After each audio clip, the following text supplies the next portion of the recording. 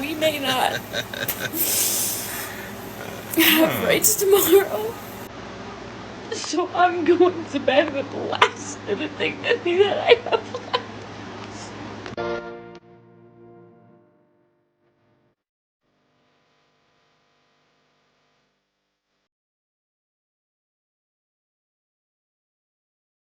Guys, I just voted, and I chose family. Let's end this reign of terror now. I chose family. I chose women. I chose America. We were wrong.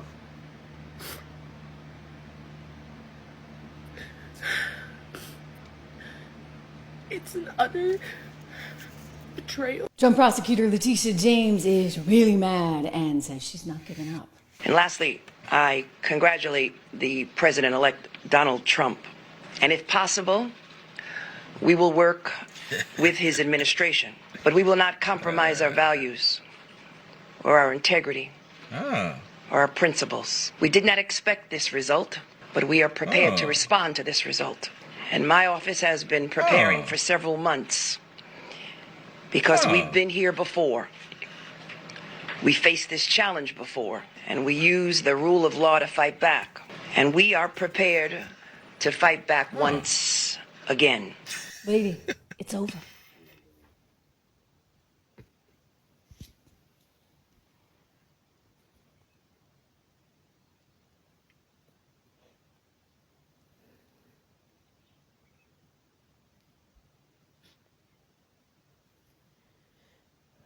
Sorry. Sorry.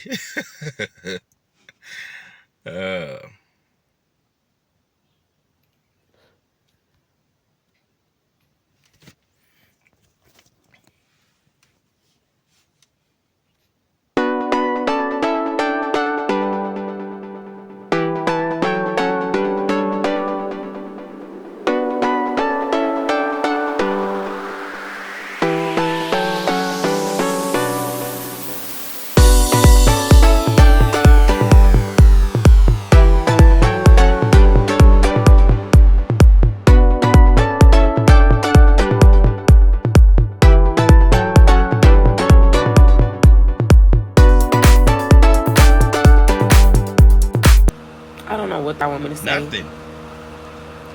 I don't know what dream y'all want me to sell you, what reassurance you think that I should be giving you right now, but I can't. I'm a black woman in America, and I'm tired. I'm tired. I'm disgusted with this country. I'm disgusted with the people in this country, and I'm disgusted with myself because I had so much faith in humanity.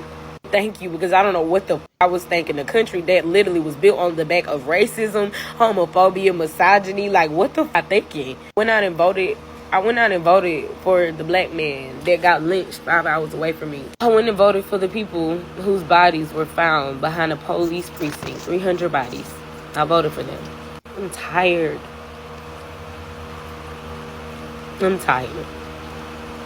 We should rest. So I never really talk about politics on my page, obviously. I feel like there's just such nuance to everything, and I'm such the type of person where I can always try my best to see things from another perspective. I don't think people understand how much this directly impacts me. I'm so scared. I think of all the young trans kids.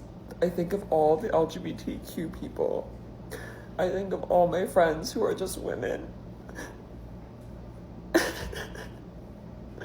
And I know that this is like, it's gonna be fine, but it's so scary to think that there are people who just vote for that because they just don't care. They don't care about racism, they don't care about misogyny, they don't care about transphobia, they don't care about homophobia.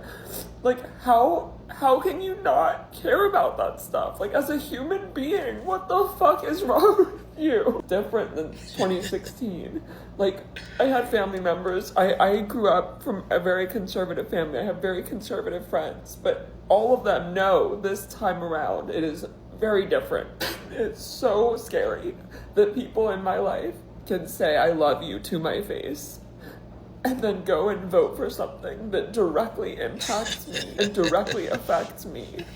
I don't know if I'm going to be able to go to the doctor anymore. There are so many beliefs and there are so many nuances and reasons to support Trump and reasons to be Republican. But at the end of the day, as a human being, if you cannot recognize that this man has incited so much hatred and violence in this country, then you are absolutely fucking stupid. If you support Trump and you follow me, sorry to break it to you, I'm a brown immigrant tranny. Surprise. Never talk about this type of stuff because I really just don't think it's a cornerstone of my content to talk about my transition and to do all that stuff. My family, who did vote Trump in 2016, has, you know, very much turned around and said, we're still Republican, but we know in good conscience and in our morals and what we believe in and in the Lord's word, this is like not right. Like, it is not right to support someone like this.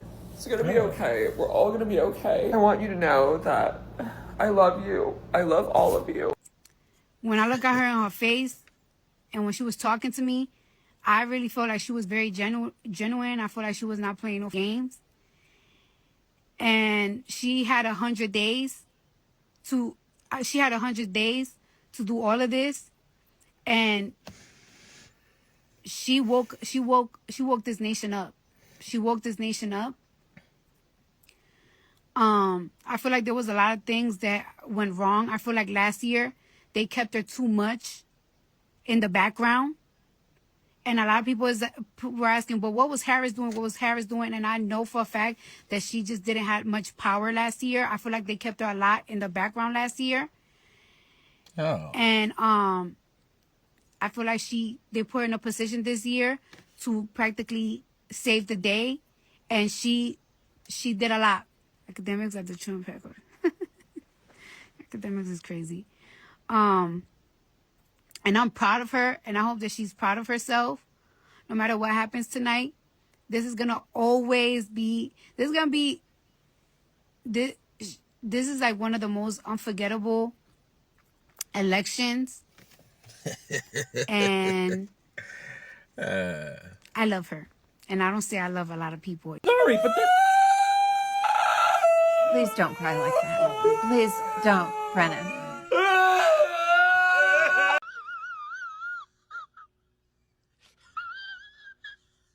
I'm sorry. No! Why? Man. Why? Do you really hate me that bad? Oh my God.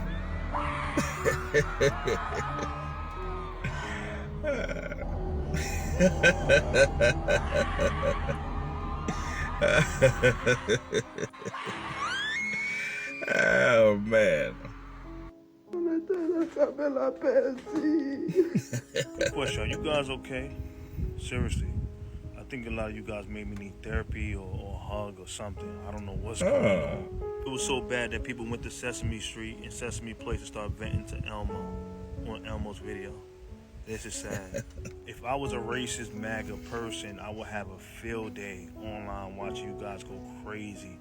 Honestly, I knew Kamala was going to lose when I seen the decisions that her sorry campaign team were making days before an election. Literally, who would choose Cardi B to come and speak to voters days before an election? Days before an election is your Super Bowl. You put your heaviest players out there. It was pretty red last night. I don't know. I'm profoundly disturbed. I think if you look at the New York Times this morning, the headline was America makes a perilous choice. I think that in 2016, we didn't know what we would get from a Trump administration, but we know now. And we know now that he will have almost unfettered power. And so I worry, not about myself, actually. I don't worry about my station in life. I worry about the working class. I worry about my mother, a retired teacher. I worry about our elderly and their Social Security and their Medicare. I worry about my children's future, especially my daughter, who now has less rights than I have. And I remember my father telling me many, many years ago that I was the first person in his family to enjoy full civil rights. And now I have less civil rights than I had when he told me that. So again, I'm profoundly disturbed that the 14th Amendment of the Constitution did not prevent someone who participated in an insurrection from becoming president of the United States. I think that going forward, the convicted felon box on employment applications better be taken off, because if you can be the president of the United States, then you should not be prevented from employment in this country, because I remember applying for my jobs as a federal prosecutor, and there was a box for convicted felons. Well, and so that box better be taken off. And I think our healthcare system is now at risk. I think no fluoride for anyone. Yeah, economists have made clear that he's going to increase the debt by $7.75 trillion. I'm worried about mass deportation and internment camps, and I'm also worried about Elon Musk warning Americans to prepare for temporary hardship. I'm surprised at the result, but I'm not surprised. As a woman of color, I was so hopeful that a mixed-race woman married to a Jewish guy could be elected president of this country. And I think that it had nothing to do with policy. I think this was a referendum of cultural resentment in this country. Well, I think it, I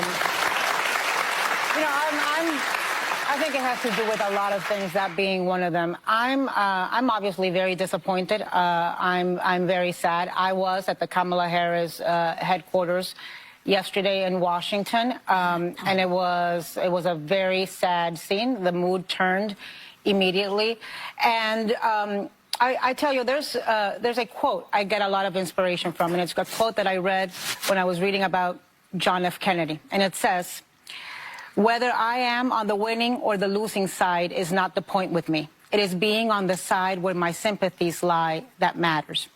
And that, to me, brought me a consolation and inspiration this morning, because I have no regrets. Yep. I worked hard as hell to elect the first Black Asian woman president. History slipped through our fingers again. I worked hard as hell for Donald Trump not to be president. But today, unlike Donald Trump and his followers, I acknowledge that he won. I hope for the best for our country, and I make a commitment to our LGBTQ, to our immigrants, to our elderly, to our young girls, to the women, that we will not stop fighting. We can be sad today. Today we can be sad. Tomorrow